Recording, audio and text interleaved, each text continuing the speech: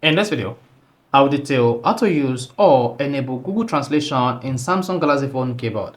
So while using the Samsung phone keyboard or while you are chatting, just like this, then you can easily use the Google Translate feature on your Samsung Galaxy phone. Then it's going to be added here, just like this. Then you'll be able to use the Google Translation. So if at the end of this video, you found it really helpful and informative, please don't forget to like and subscribe.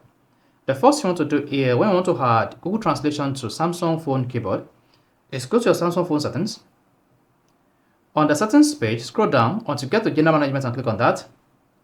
Now once you selected general management, scroll down and click on Samsung keyboard settings. After that, you want to scroll down and click on select third-party content to use. Once you selected that, locate Google Translation and turn this on. Then you may be prompted to agree to the terms and service. Then after that, open the messaging app again. Then let's say you want to translate any language here. Now the first thing you want to do is you want to click on this Google Translate icon.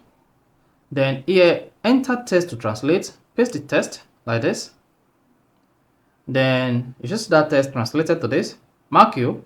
Come here and choose the language you want to translate to. So this is English, and here, let's say I want to translate this to Chinese. So let's say Chinese simplified.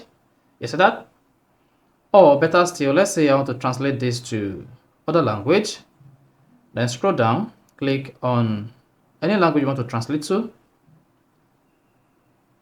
Then you should see it translated in the Samsung Galaxy phone. So this I can easily enable Google Translate on Samsung phone keyboard. If this is helpful and informative, please don't forget to like and subscribe.